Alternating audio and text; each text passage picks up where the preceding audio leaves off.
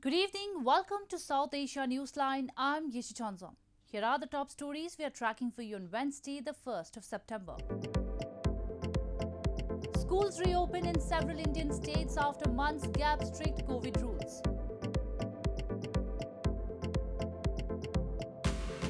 We are on the path of peace, says Taliban after US exit from Afghanistan. And probe reveals police in Pakistan's Karachi running dens of narcotics. And now for all the details. Schools and colleges in at least 6 more Indian states and union territories, including national capital New Delhi, reopened from Wednesday in a gradual manner, with health measures in place. Local authorities cited the considerable drop in coronavirus cases across the country for reopening of schools, despite the looming fear of a potential third wave of coronavirus cases. Adhering to COVID-19 protocols, schools in Indian capital New Delhi reopened for students of 9 to 12 standards on Wednesday, almost 1.5 years after educational institutions were shut down due to a spike in the infections. Students from various schools were seen enthusiastic and excited over the resumption of physical classes. The schools were ordered shut in the national capital in March 2020 after a spike in COVID-19 cases. Colleges, universities and coaching institutions have also been allowed to reopen in a phased manner. हमने experts से बात करके, हमने parents से बात करके school खोले हैं और आसपास के राज्यों में जो माहौल रहा है, क्योंकि दिल्ली में स्कूल खोलने का डिसीजन कई और राज्यों के बाद में लिया गया है, तो वहाँ के एक्सपीरियंस को देख के भी, वहाँ से भी हमने सीखा है, उसी हिसाब से हमने प्रोटोकॉल्स बनाए हैं. In northern Varanasi and Gorakhpur cities of Uttar Pradesh state, schools also reopened for students from class 1 to 5. Classes 6 to 12 have already reopened in the state earlier with 50% capacity. Students were elated to be back to school after a long time. Several enthusiastic students wearing masks were seen making a beeline for the schools. School में आके अच्छा लग रहा है और जो है घर पे रह के पढ़ाई अच्छे से नहीं हो पाती थी, यहाँ पे आए हैं तो मैम लोग अच्छे से पढ़ा भी देंगी और क्वेश्चन भी समझा देंगी, इसलिए यहाँ पे पढ़ाई ठीक होगी. Schools in southern India, including Telangana state, also reopened amid strict COVID-19 precautions, including wearing masks, sanitization, social distancing, among others. While classes 8 to 12 reopened, online classes will also continue at the same time. Meanwhile, India reported 41,956 new coronavirus cases and 460 deaths in the last 24 hours. With this, India's total COVID case load has risen to 32.8 million and active cases presently stand at 378,181. India achieved a new vaccination milestone on Tuesday with the administering of over 13 million doses in a day. Heavy rainfall continued to throw normal life out of gear on Wednesday in parts of northern India. The downpour in national capital New Delhi and its neighbouring areas since early morning caused waterlogging and huge traffic jams, giving a hard time to daily commuters to reach their destinations. Heavy rains and subsequent deluge on Wednesday continue to throw normal life out of gear in parts of northern India, causing waterlogging and traffic chaos. Streets in Mathura city of Uttar Pradesh state were seen heavily waterlogged and several residential colonies and low-lying areas were seen inundated due to flooding. Meanwhile, incessant rainfall since the early hours of Wednesday turned roads into pools in national capital New Delhi and neighbouring Gurugram city and caused traffic snarls stretching for hours, giving a hard time to the commuters to reach their destinations. The India Meteorological Department issued an orange alert for New Delhi for the day, predicting moderate rain accompanied with thunder showers. पर मुझे actually जाना यहीं पे है, लेकिन पिछले आधे घंटे से मैं इतना ही दूर में फंसा हूँ. उस गोल चक्कर पे गया था, वहाँ पे ट्रैफिक मूव कर रखा है पानी की वजह से. इधर में आया, उधर में ये पेड़ गिर गया हुआ है. With widespread construction and rubbish-clogged drains and waterways, most of suburban India struggles every year in monsoon, as rains make them increasingly vulnerable to flooding, while civic administrations often fail to cope with challenges posed by them. Moving on to news from Afghanistan.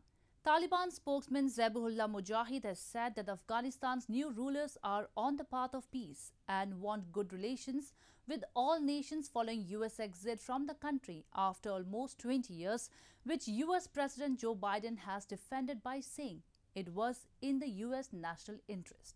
Meanwhile, amid an administrative vacuum following the Taliban's takeover, Taliban members were out on the streets of Kabul to protect people's property and lives, a member said on Wednesday. Taliban members were out on the streets of Afghan capital Kabul to protect people's property and lives, a member said on Wednesday, amid an administrative vacuum following the Taliban's takeover. The Islamist militia have focused on keeping banks, hospitals and government machinery running after the final withdrawal of US forces brought an end to massive airlift of Afghans who had helped Western nations during the 20-year war. The Taliban have yet to name a new government or reveal how they intend to govern. او دلته 200 ملګري را سره دي او کنډک مسؤل یم او دلته د دې په خاطر راغلي اوس د خلکو مال او د ناموس او د عزت خیال وساتو د دوی امنیت وساتو او دلته موږ په دې راغلي اوس د بیت المال سره خیانت ونسي د خلکو د مال او د ژوند ژوندګي د دوی سر مال ټول حفاظت وکړو د دې لپاره راغلي او ولس دا ډاډ ورکوي چې دوی به سر مال او عزت ټول پر اطمینان کې د دوی په حفاظت کې دا د موږ دوی لپاره پیغام ده. Following the withdrawal of the last US troops, Taliban spokesman Zabihullah Mujahid said on Tuesday, Afghanistan's new rulers are on the path of peace and want good relations with all nations, including the United States. Mujahid also called on the international community to cooperate with us politically. US Secretary of State Antony Blinken said the United States was prepared to work with the new Taliban government if it did not carry out reprisals against opponents. Earlier, US President Joe Biden took responsibility for the tumultuous US evacuation from Afghanistan, saying it was the best available option. Biden criticized the ousted Afghan government's inability to fight back against swift Taliban advances, which forced the United States and its NATO allies into a hasty and humiliating exit, and highlighted the role played by the former US President Donald Trump. The deal brokered by Trump authorized the release of 5,000 prisoners last year, including some of the Taliban's top war commanders among those who just took control, Biden said.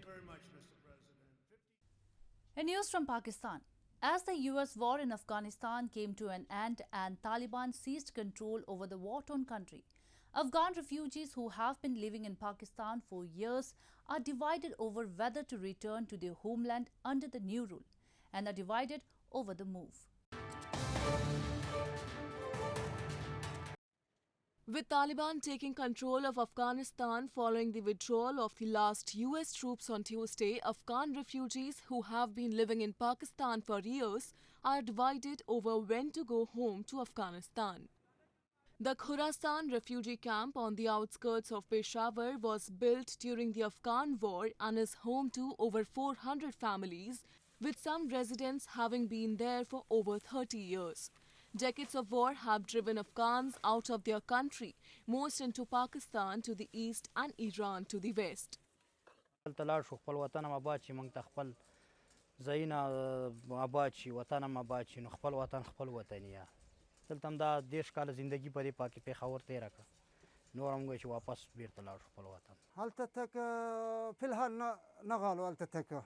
ولكن هلته اوس نوی حکومت دی کله چې موږ هلته به یو سیستم برابر شي بینکونه به کولو شي کاروبار خلق شروع کړي اوس خلق ټول یره کې دي او تښتېدو کې دي هر ملک ته هر یو خپل ځان وباسي او یره وجه نه څوک کار کول کوم یو کارخانه فکتریان دي هغه ټول بند دي او کوم یو کاروبار شروع شي هغه بس نور وروسته به وګورو که نه. Pakistan is home to 1.4 million Afghan refugees, while Iran hosts nearly 1 million, according to UN Refugee Agency data from the beginning of the year.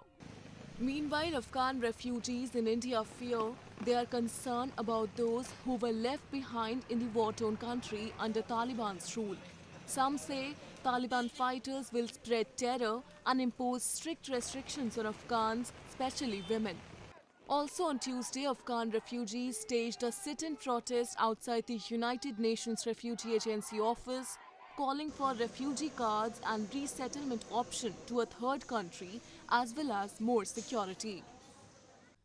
More news from Pakistan. An internal probe by Pakistan Sindh police has found that at least 363 narcotics dens are being run and supervised by police officers in Karachi, ringing alarm bells for the law and order situation in the country's largest city. An internal probe report prepared by Pakistan's Sindh police has found that at least 363 narcotics dens are being run and supervised by police officers in Karachi, ringing alarm bells for the law and order situation in the country's largest city.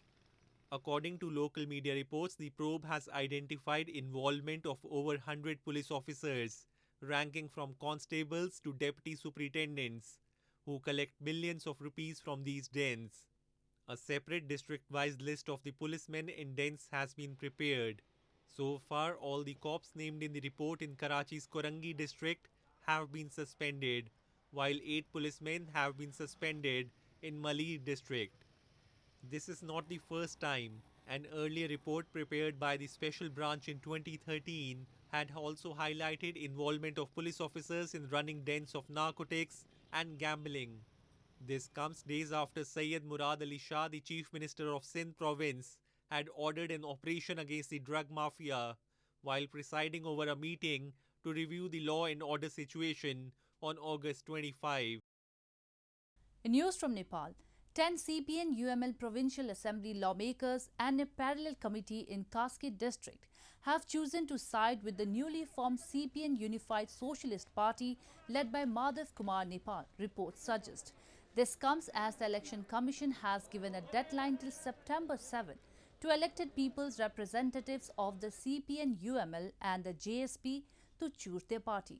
Madhav Kumar Nepal had registered his new political party on August 25 after parting ways with CPN UML led by KP Sharma Oli. He blamed Oli for exercising autocratic principles and announced his party will join Prime Minister Sher Bahadur Deuba's coalition government. Meanwhile, Deuba was scheduled to hold a meeting to expand his cabinet later in the day. The move has been delayed so far due to disagreements over power sharing. The Indian Railways has launched a Jungle Tea toy train safari in the picturesque Eastern Himalayan Valley in West Bengal state in an attempt to boost tourism. The train journey offers breathtaking views of Mahananda Wildlife Sanctuary and local tea party on the train itself.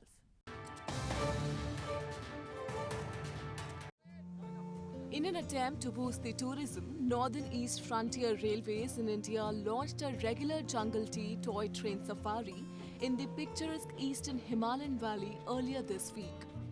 The toy train will run on a regular basis from Siliguri Junction to Rongtong Hill Station with a heritage steam engine and Vista Dome dining coach facilities. Tourists can enjoy the breathtaking views of Mahananda Wildlife Sanctuary and the hills from the train. This rail route in India is the most popular among national and international tourists travelling to the hill station of West Bengal because of its quaint route through tea plantations, long rocky stretches, hilly forests and deep moats. This train is running from Siliguri to Rongtong and Rongtong via steam. It has 2 coaches, AC first class and a Vista Dome dining coach, which is very exciting. I think all the tourists who come to this region and the local people around who go for weekend tourists should avail this train and make this journey a very, very memorable one. A railway official informed that during the 3-hour journey to Rongtong, they will offer complimentary snacks and a cup of Darjeeling tea. The train would return to Siliguri on the same day. The regular toy train services were shut for the past few months due to the COVID-19 pandemic and resumed last week only. Well, that's all we have for you from South Asia this evening. Now our viewers can watch the show on SouthAsiaNewsline.com. You can also visit us on Facebook.com/AsAsiaNewsline and follow us on Twitter @AsAsiaNewsline. That's all in tonight's edition. We will see you same time tomorrow. Good night.